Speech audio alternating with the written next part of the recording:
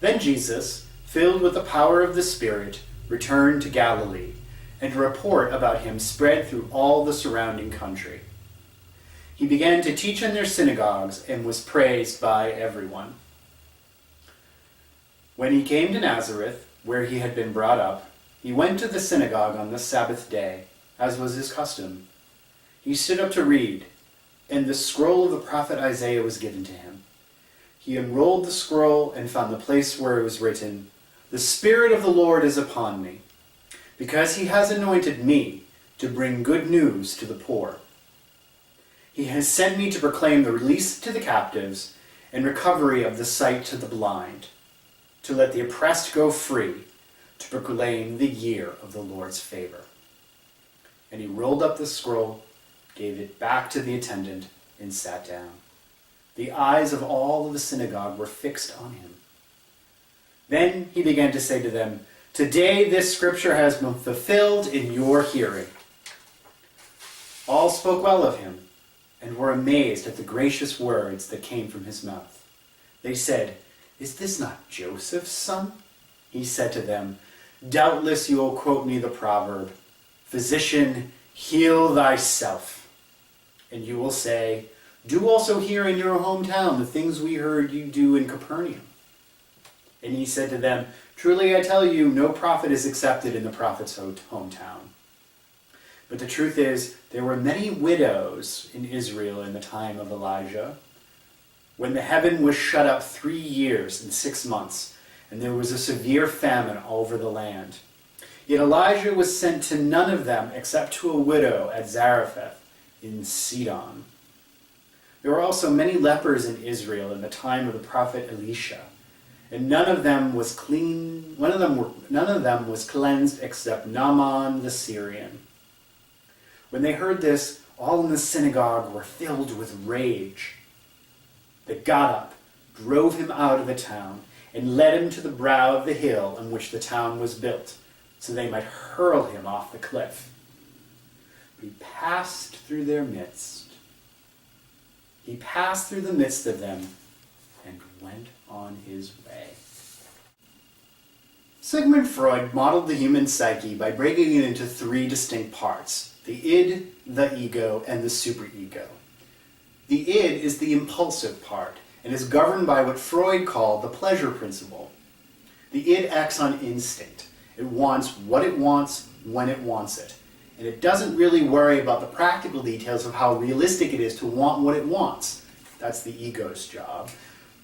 Or if it's right or wrong to even act on such an impulse. That's the superego's job. It's what we are when we are unencumbered and unconstrained by social norms and concern for other people's feelings.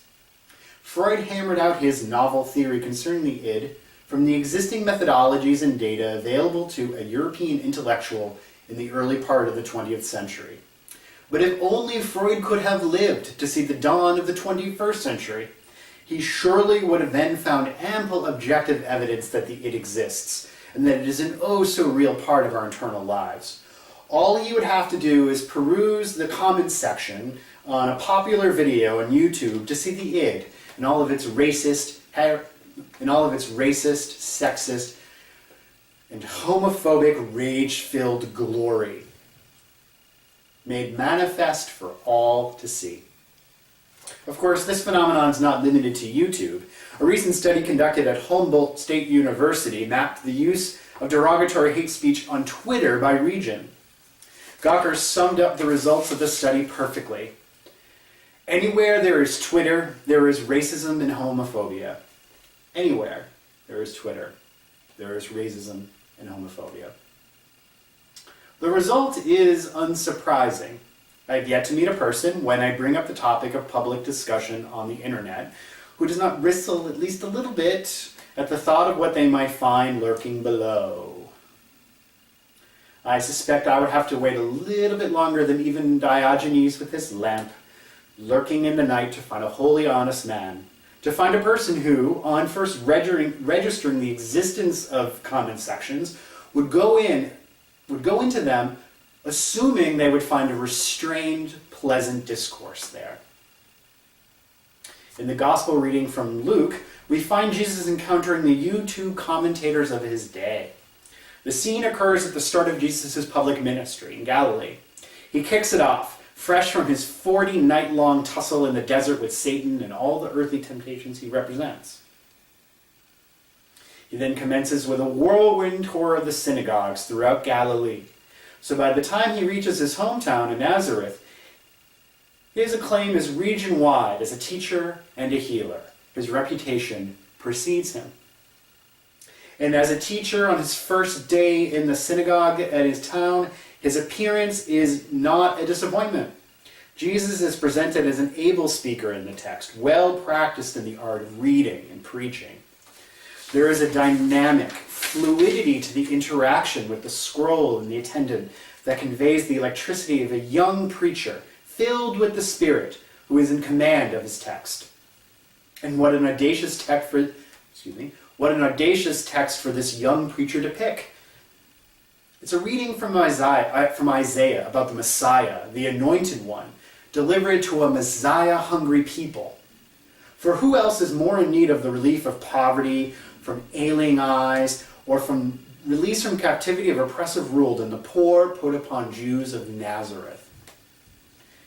In his book, A Life of Jesus, Japanese Christian Shuzaka Endo paints Nazareth as a town galvanized through their stalwart adherence of the Jewish faith.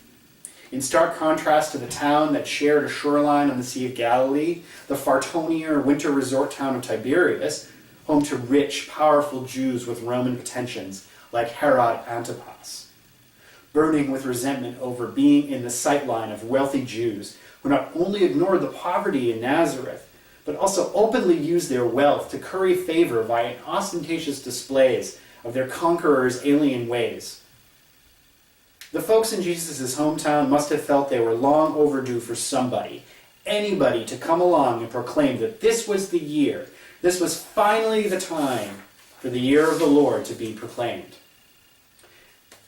And to say that they were astonished that this unlikely of proclaimers, this preaching prodigy from their own backyard, who had just boldly declared that today this scripture has been fulfilled in your hearing, to say that they were astonished must have been an understatement. But what happens next is a bit puzzling. Right at the moment Jesus has the crowd on his side, he seems to immediately court disaster. It is not only for his teaching he has become an overnight sensation. He knows full well the word has gone around that he had been healing in Capernaum. He doesn't even wait for them to ask. He preemptively rebuffs their demands for healing. Why does Jesus do this? He had to have known that it would take the crowd off. It would be like Neil Diamond showing up for a Red Sox game, getting up to the microphone to perform, and then refusing to sing Sweet Caroline. It's such a crowd-baiting move. It's no wonder they had become so incensed with him. Not that I support or condone their actions, but I will confess to have had my moments where I can identify with the crowd, at least a little bit, when I have not gotten my way, when I had my own id take charge, when my own inner Veruca Salt takes over and demands, I want an Oompa Loompa, and I want an Oompa Loompa now. It's not the prettiest part of who we are, but perhaps you've been there yourself on occasion. Again, why does Jesus do this? I believe the answer lies in how he makes his case based on scriptural precedent. He invokes stories where two of the greatest prophets of Israel, Elijah and Elisha, ministered to Gentiles instead of giving preferential treatment to fellow Israelites. As Bible scholar Craig A. Evans points out in his commentary on the passage, Jesus seems determined to subvert the crowd's expectations and disabuse the folks back home that the promised Messiah would come and destroy Israel's enemies and not minister to them. Jesus, right from the start, has, if you can forgive the anachronism, gone viral. But now he wants to go global. Like the prophets before him, are not a nation's spokesperson. They are but God's spokesperson. Therefore, the message isn't going to be the same old, the good old id's one-hit wonder of and you're probably familiar with this tune. It goes something like, an eye for eye, now we'll show them, down with so-and-so. No. This time, this is not the time for that anymore. This is more like Dylan showing up to the Newport Folk Festival and going electric. It's going to be something bold, something new, and perhaps more than a little challenging. But if you stick around long enough to let it work its magic, you just might find that it changes the world, and perhaps it changes it into a kinder and gentler place. So now, when you find yourself unable to resist reading the comments from the collective id on the internet, do what I do, or at least what I try to do, and think of this story from Luke, and imagine yourself, like Jesus, just walking right through their midst, their anger and their indignation, past their id, and into a more peaceful and loving world.